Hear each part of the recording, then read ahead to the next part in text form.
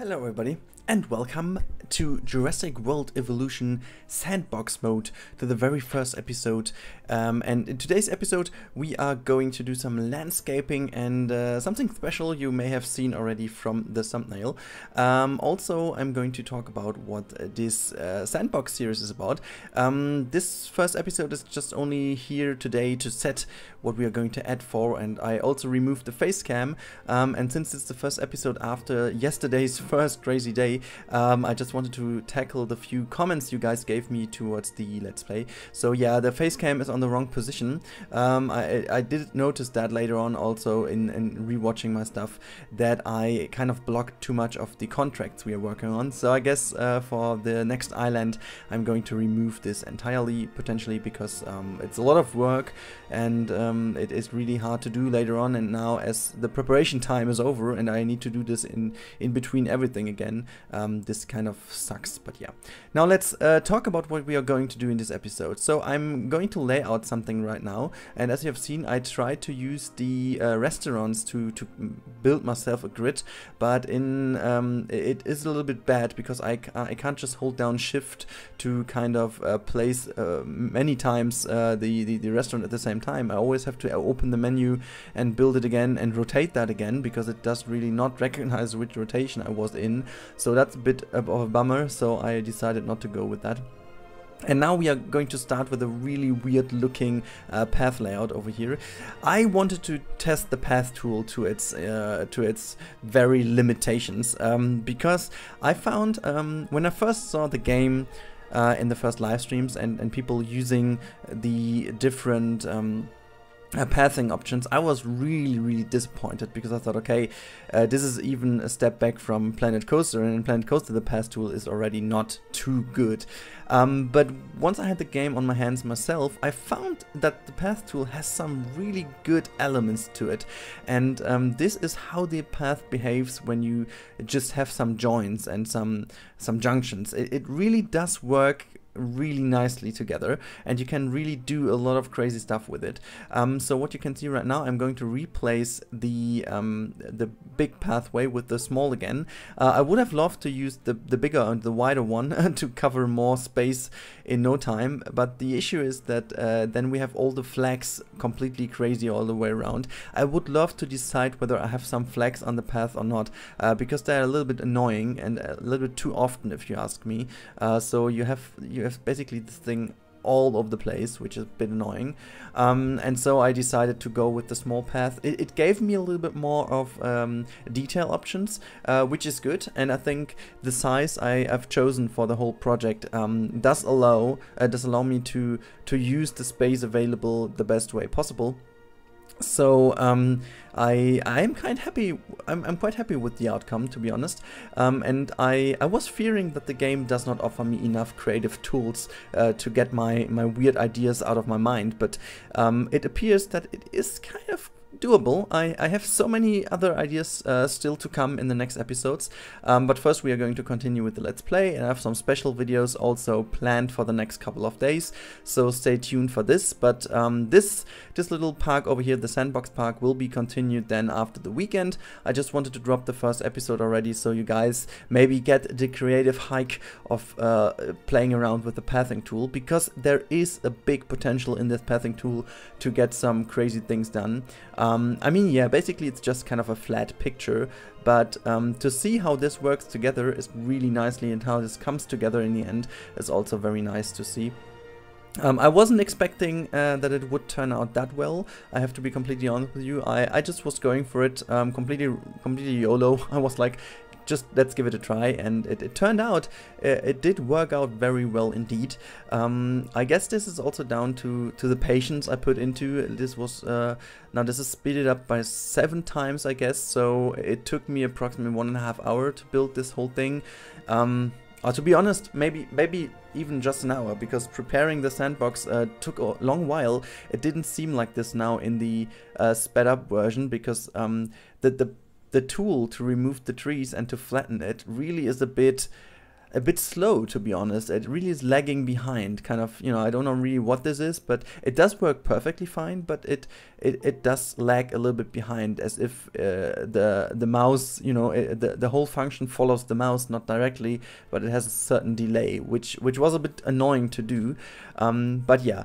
So this flat spot over here, this big logo, the Jurassic World or Jurassic Park logo, or icon, is it a logo or icon? I guess it's both in this kind of sense, but this is actually the center point of our Sandbox park. So I will also put down the name of the park in the description and also in the title. It will be the Creation Valley, and I hope that this is a suitable name for what we are doing. So I want to go for the best possible way, and it will be called Site C. So Site C, Creation Valley is the name. Site C does stand for Site Camel, but I think that's a nice way of using the Site B effect from Isla Nublar, because I think that's a nice idea to just play a little bit with the names. But yeah, so this won't only be there for a logo. I really want to make this the center point for the park.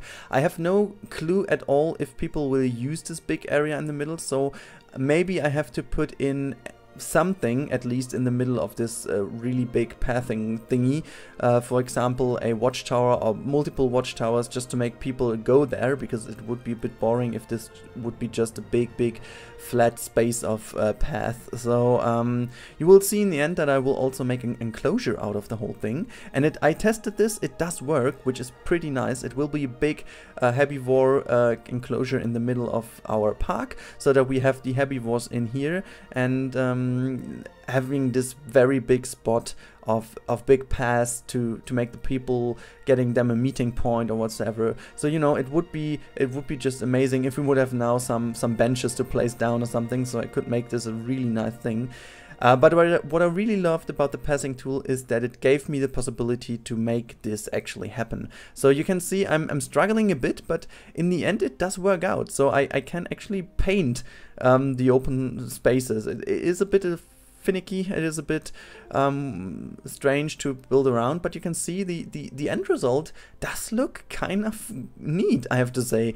I'm quite astonished by how great you can use the pathing tool to actually make this logo. I mean, yes, you have to be on a quite big size, so the dimensions are really crazy. Like, it is already half of the space available is now already occupied, but yeah, never mind. I think for the creatives out there, we can just go in for this trade-off. And you can see I was using then the fence to make the teeth of this little logo, because actually the path would not give us the options to do this. Mainly because it's not thin enough, and also because the fence is a tiny bit smaller, so you can make the rotation or the bend of the fence a little bit smaller, so you can actually get the shape of tooth or teeth in here, even though it's not perfect. But from looking from above and from far away, it really does do the job. So, you know, normally I'm going to be, or I am a perfectionist in this kind of sense, and if you want to see that, just watch my Planet Coaster videos and you guys will know it. But for this special occasion, I'm quite happy with how it turned out in the end, because there is simply nothing else we can use at the moment. But yeah, as you can see, then because I was not entirely happy with the result, I just tried first of all to build the enclosure around and see if this is going to work out, and surprisingly it did actually improve the overall logo even more. So I said, okay, let's go on with the simple steel fence instead of the concrete one, because it seemed to be a bit thinner and not that heavy, because the shadows are also casting through those instead of just being big black shadow boxes, which actually were a bit annoying. But yeah, so we are already heading towards the end of the build. As I said, this is just the beginning, so we won't do anything else in this episode than just layouting the path. I will have to look into it how we will lay out the rest of it and how we will make the big plaza in the middle functional for guests at least. And then we will see how this turns out. But let me know in the comments below, guys, what you think of this build, what you think of this creative approach of using the path and of using the enclosure to this kind of extent. And I would love to hear your opinion of it and what you could imagine we can put into the park, and tell me which dinosaurs we should put into this enclosure. And please, we need to take herbivores because there is just this fence available. So yeah, since this episode is nearly to be going to an end, I would just like to say thanks to all of you who have already been watching the Let's Play and stuff. If you haven't already, please do it. It's a lot of fun, and also thank you guys for watching. As always, hit the like button if you did enjoy, and also smash the subscribe button. See you next time, and enjoy your day, guys. Bye bye.